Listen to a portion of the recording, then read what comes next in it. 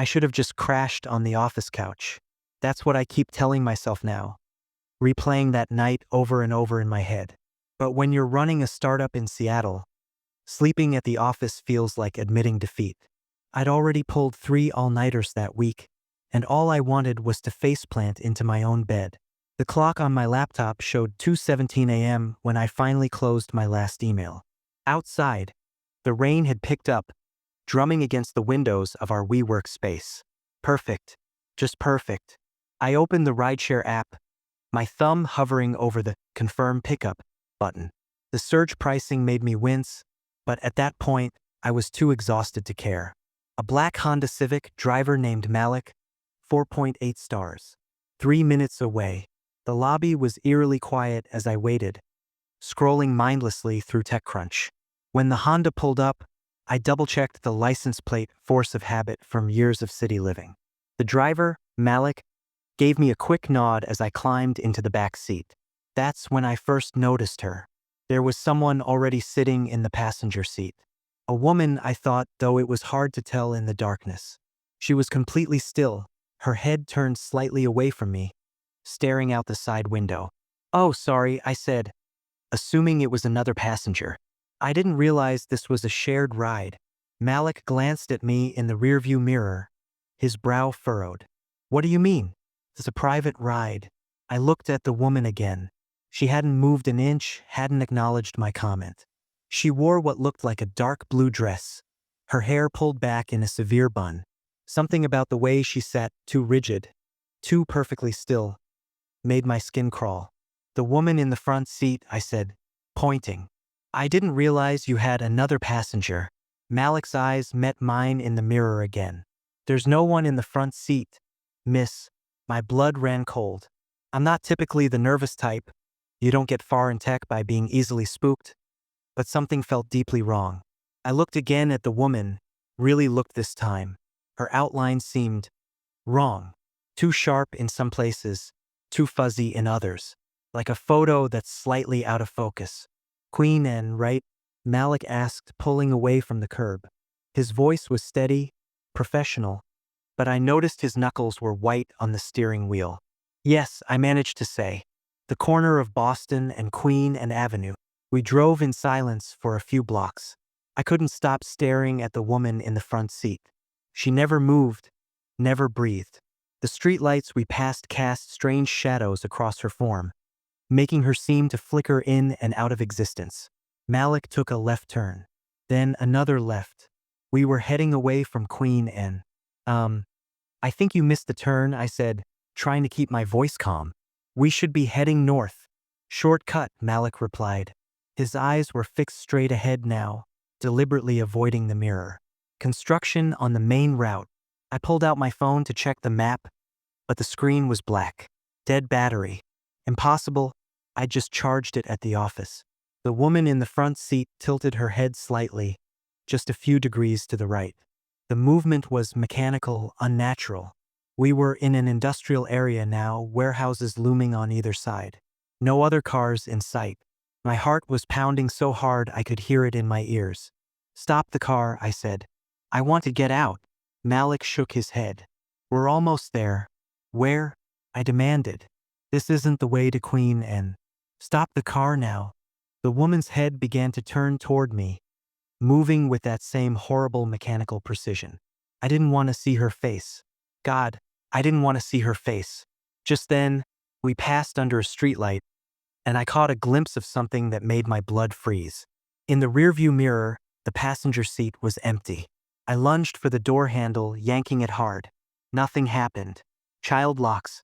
Of course. "Please," I whispered. "Let me out." The woman's head was almost turned fully toward me now. In the darkness, I could just make out the hollow spaces where her eyes should have been. Malik suddenly slammed on the brakes, sending me lurching forward against my seatbelt. We'd stopped at an abandoned gas station, its windows dark and boarded up. The woman in the front seat went completely still again. "Run," Malik said, his voice barely audible. "Run now." The child locks clicked off. I didn't hesitate. I threw open the door and ran, my heels clattering on the wet pavement. Behind me, I heard Malik's voice rise in a terrible scream. cut off abruptly by the sound of breaking glass. I didn't look back. I ran until I found a 24-hour diner, where I called the police with shaking hands. They found the Honda Civic at the gas station, empty. The front passenger window was shattered, with strange marks on the glass that they couldn't explain. Malik was never found. I take the bus now, no matter how late I work. Sometimes, when I'm waiting at the stop, I'll see a black Honda Civic drive past.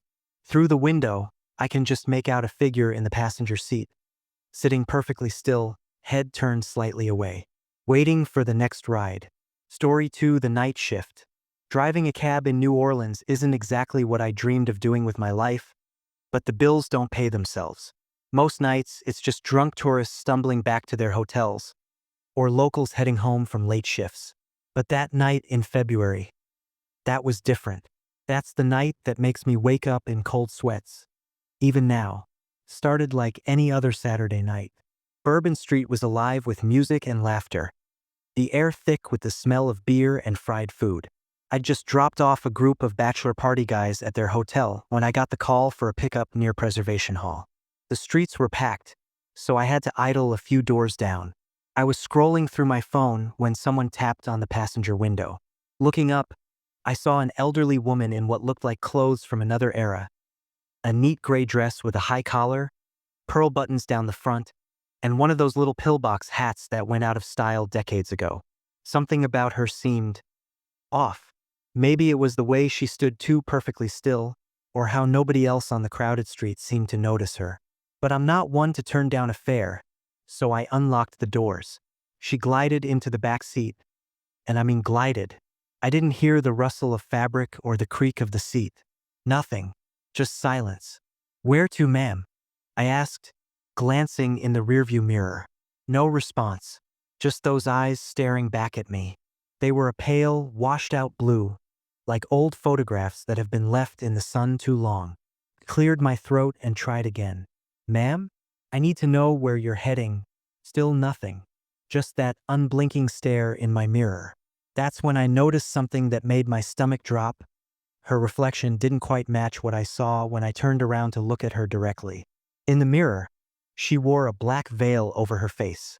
When I looked back at her in person, the veil was gone. I should have kicked her out right then. Should have made up some excuse about going off duty.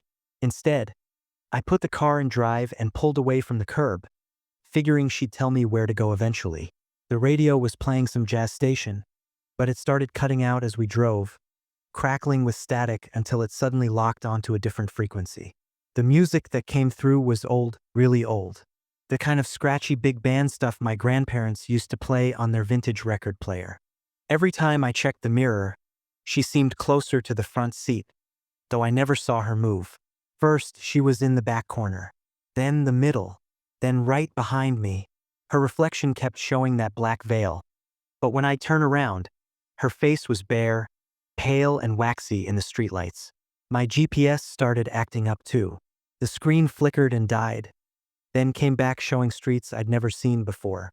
Streets that shouldn't exist in New Orleans. The buildings outside started to look wrong, older, more decrepit. The few people I saw on the sidewalks were dressed like they'd stepped out of the 1940s. "Look," I said, my voice shaking.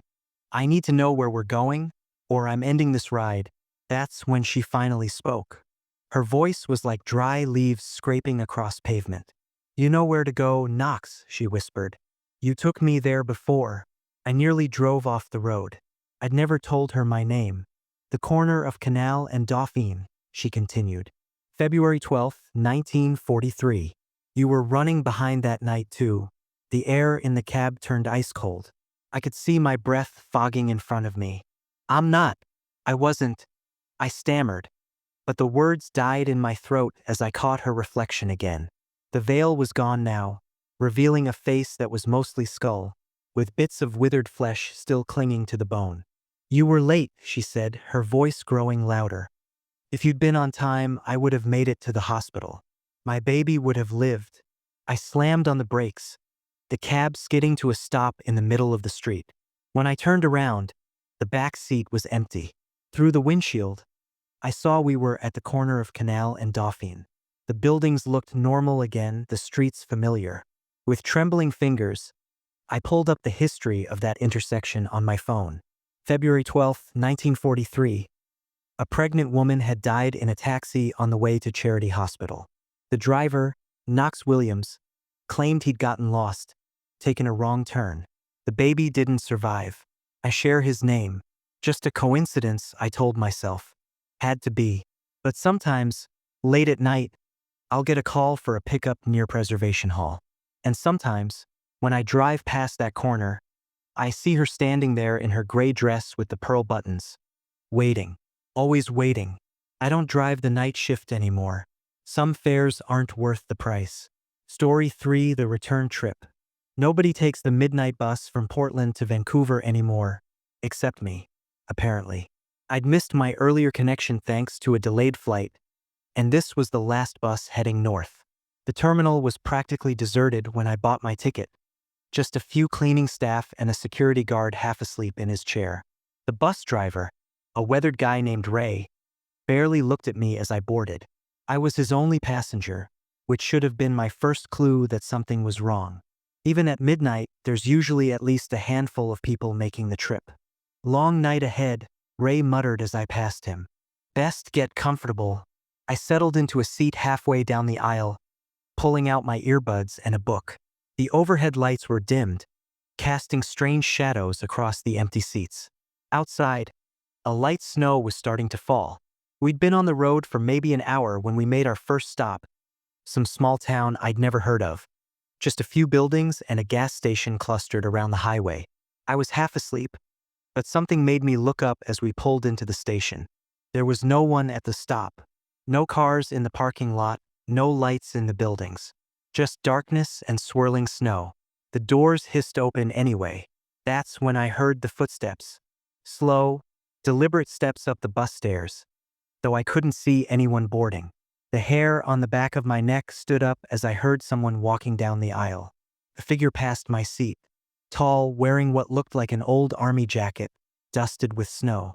They moved to the back of the bus and sat down, perfectly straight, facing forward.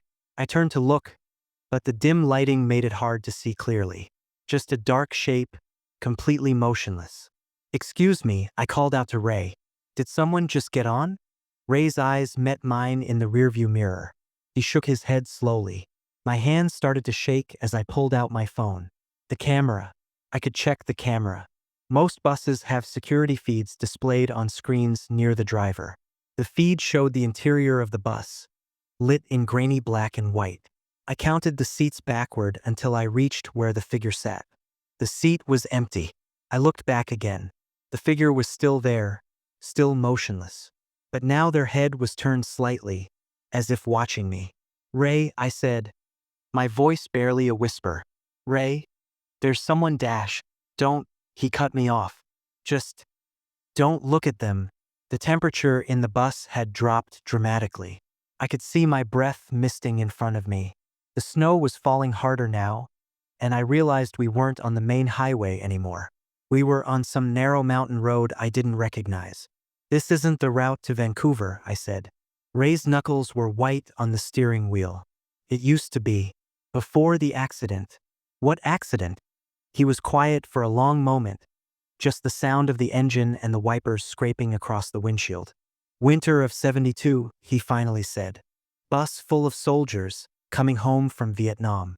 Driver took the mountain route to avoid a storm on the main highway. Bus went off the road. No survivors. I felt sick. Why are we on this road?